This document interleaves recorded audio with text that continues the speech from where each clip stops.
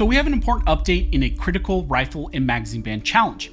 The Trump administration recently stepped up and joined to argue that states and their outright bans on rifles and magazines is in fact unconstitutional.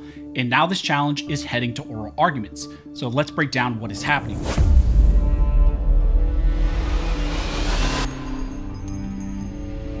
Now, really quick before we jump into this video, I want to thank one of the main supporters of this channel, which is 1st Phorm.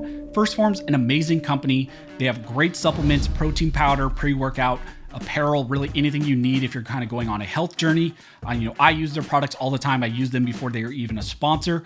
But one of the really cool things about them as well is they're pro-freedom, pro-America. They support the Second Amendment and what we do here on the channel. So I would love you guys to go over there, support 1st Phorm. They're one of those companies that's willing to step out and support the two-way cause here on the channel.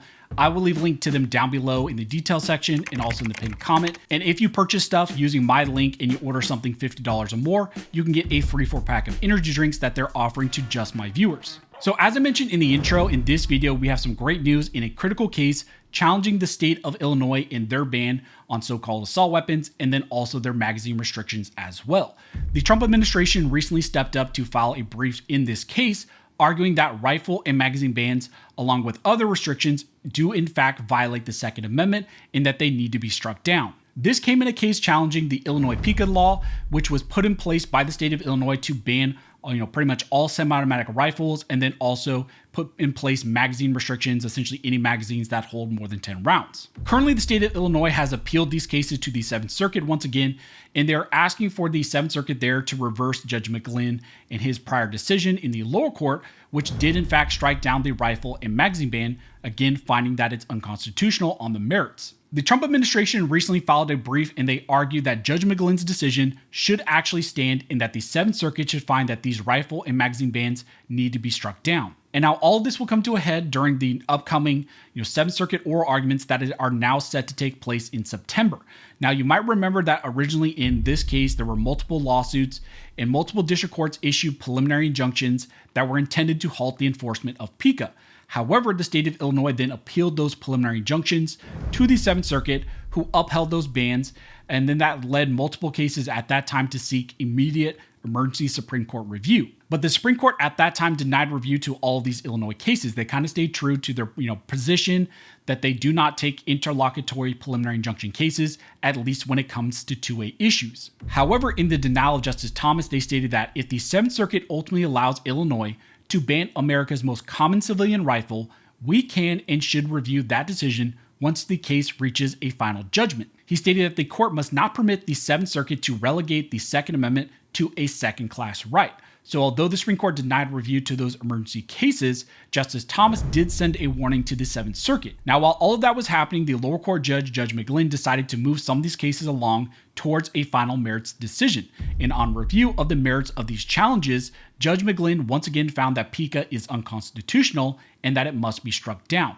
Illinois then once again appealed up to the 7th Circuit. They argued heavily that these types of rifles and these types of items are military use rifles and magazines, that they're used in military service, and therefore they're not protected by the text of the Second Amendment. However, now things just got really interesting with the Trump administration stepping in on this challenge, and they're arguing against the Illinois rifle and magazine ban. The Trump administration recently filed an amicus brief in support of the plaintiffs and also the residents of the state of Illinois. They argue that PICA should be struck down and that the rifle and magazine bans are in fact unconstitutional. Now, in this recent brief, the United States government argues that 3 years ago, the Supreme Court issued a landmark decision meant to break a habit developed by some states of treating the Second Amendment as a second-class right, subject to an entirely different body of rules than the other constitutional rights. Regrettably, not every state got the message. Just a few months after Bruin, Illinois outlawed some of the most commonly used rifles and magazines in America via a so-called assault weapon ban.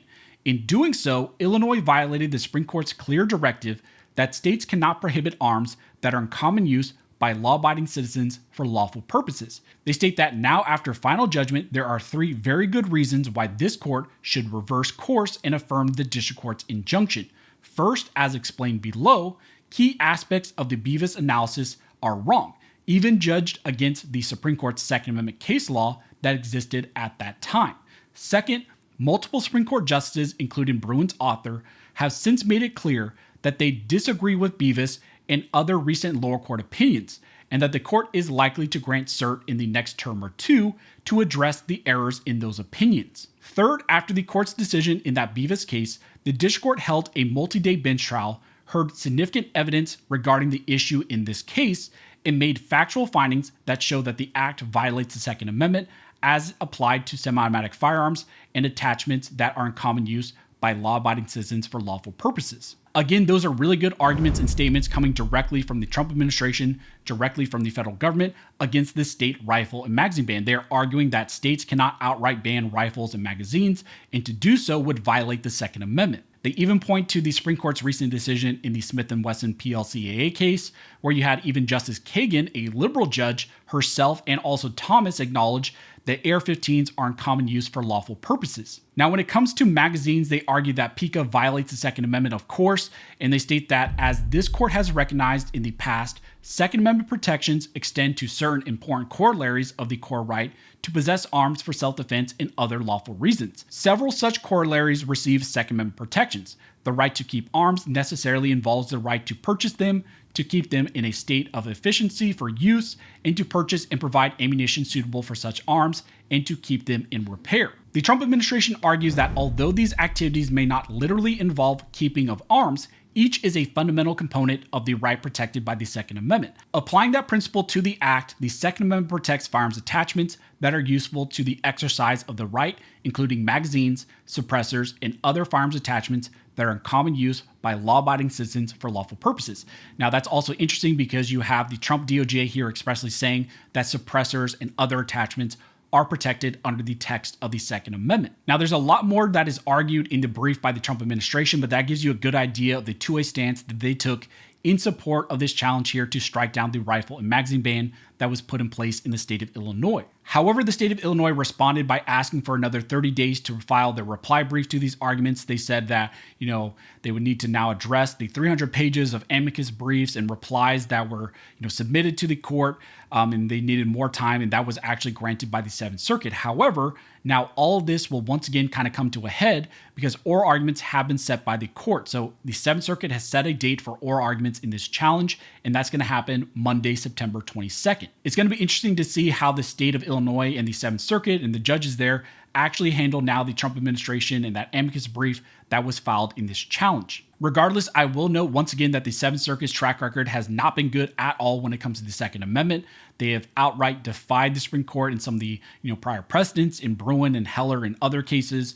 And so I don't see them deviating from that. I think that they maybe even feel a little bit more emboldened now because the Supreme Court recently denied emergency review to some rifle ban cases and magazine ban cases. However, I will state once again that Kavanaugh even said in that denial that the time will come very soon, potentially even next term, for the Supreme Court to address these types of bans. So if the Seventh Circuit continues to defy the Supreme Court and they don't take the Trump DOJ stance serious, this could be the next major challenge that ends its way back into the Supreme Court, once again for the Supreme Court to review on the final merits, and that is exactly what the Supreme Court has said that they will potentially address in the next term or two. So that's what's currently going on in the Illinois PICA challenge against rifle bans and magazine bans in the state. You had the Trump DOJ jump in support of this, and now this is headed to oral arguments in September, and it's going to be interesting to see how this develops. So as we get more information, I will let you guys know. If you guys want to support the channel, one of the best ways to do that is to subscribe to the channel. And then also you can check out my website, armscholar.com, where we have a free legal guide for you guys.